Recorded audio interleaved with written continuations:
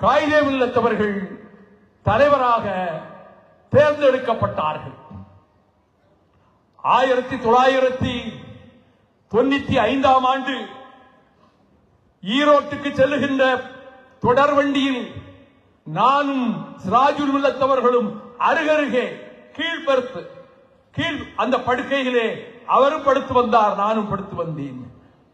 பொழுது விடுவதற்கு முன்பு 5 மணி அளவில் அவர் எழுந்து உட்கார்ந்தார், நானும் எழுந்து உட்கார்ந்தேன். அவர் 2 வார்த்தைகள் சொன்னார். அது தமிழும் அல்ல, அரபியும் அல்ல, ஆங்கிலமும் அல்ல, எந்த மொழியும் அல்ல. அந்த சொற்கள் என்னவென்றே எனக்கு புரியவில்லை.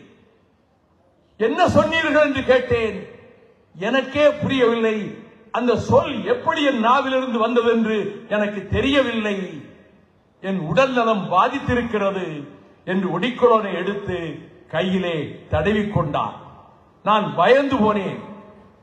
ரயிலடிக்கு வந்திருக்கக்கூடிய முஸ்லீம் லீக் தோழர்களிடம் நானும் உடன் வருகிறேன், நேரடியாக ஈரோடு அரசு மருத்துவமனைக்கு செல்வோம் என்று அங்கே சென்றுவிட்டு அவருடைய இல்லத்துக்கு தகவல் கொடுத்தோம். அங்கிருந்து இங்கு வந்துதான் அப்பல்லோ மருத்துவமனைக்கு போனார். பின்னர் 1999 ஏப்ரல் 11ஆம் தேதி அவர் மறைந்தார். இந்த இஸ்லாமிய சமுதாய மக்களுக்கு நான் தெரிவித்துக் கொள்வேன். 1972 காயல்பட்டினத்திலே நடைபெற்ற இஸ்லாமிய இலக்கிய மாநாட்டில் சிராஜுல் மில்லத்தவர்கள் ஆற்றிய உரையை கேட்டு புலகாங்கிதமடைந்த டாக்டர் கலைஞர் அவர்கள் அந்த மேடையிலேயே 10,000 ரூபாய் நிதி என்று அறிவித்தார்.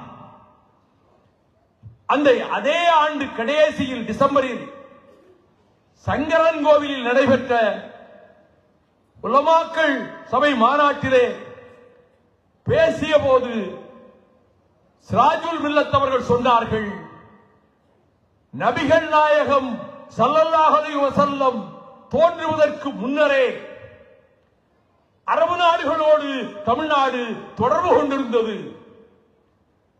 இது உங்களுக்கு புதிய செய்தியாக இருக்கலாம். அவர் சொல்லுகிறார், அங்கே தொடர்பு கொண்டிருந்தது. இங்கே இருந்து பொருட்களை கப்பல்களில் அனுப்பினார்கள். அங்கிருந்து வருகிற பொருட்களை கப்பலில் இருந்து இறக்குமதி செய்தார்கள். அதைத்தான் பட்டினப்பாலை சொல்லுகிறது. நீரின் வந்த நிமிர்வரி பிறவியும் காலின் வந்த கருங்கரி முடையும் குடமலை பிறந்த மணியும் பொன்னும் வடமலை பிறந்த ஆரமும் அகிலும் தென்கடல் முத்தும் குணகடல் துகிரும் கங்கை வாரியும் காவிரி பயனும் ஈழத்து உணவும் கால